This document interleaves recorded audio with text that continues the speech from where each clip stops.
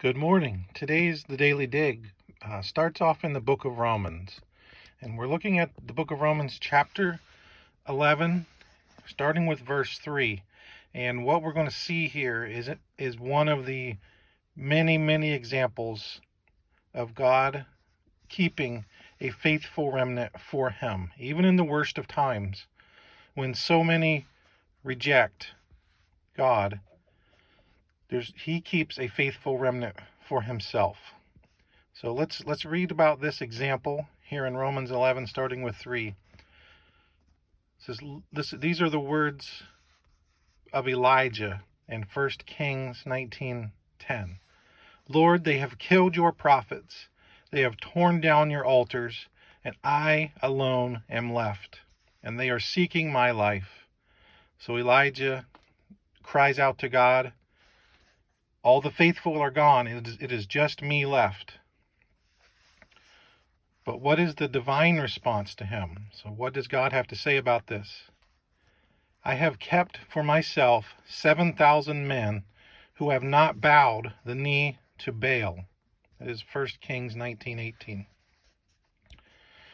So we have God separating these 7,000 men to keep them from their idolatrous worship, bowing the knee to Baal.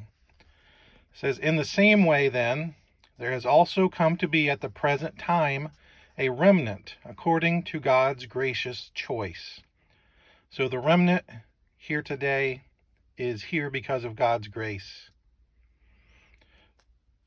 This faithful remnant that God always protects oftentimes is a very small number. And we're going to take a quick journey to the book of Matthew to look at this. Think of this in context of that faithful remnant. Enter through the narrow gate, for the gate is wide and the way is broad that leads to destruction. This is Matthew chapter 7, starting with 13. And there are many who enter through it. Many enter through this wide gate, the broad gate that leads to destruction. Jesus is telling us not to go through that gate like the masses, like the multitudes. We are to enter through the narrow gate, and that narrow gate is Jesus himself. It says in 14, for the gate is small and the way is narrow that leads to life. And we know there's only one way. One way.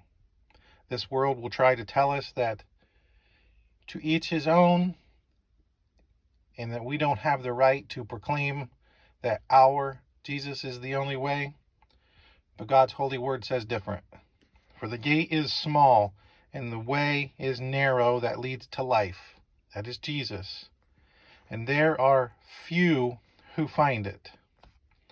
So picture this nation that we live in right now.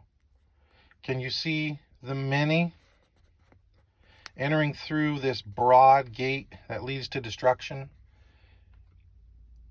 Many are just following blindly, rejecting God.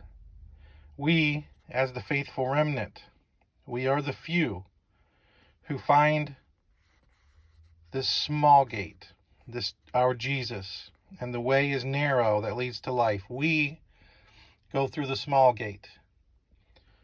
It is us as the faithful remnant who need to be praying for this group. We need to be praying for our country. We need to be praying for our leaders, praying for our friends and family. Be the faithful remnant. So that was today's Daily Dig. Hope you have a blessed day.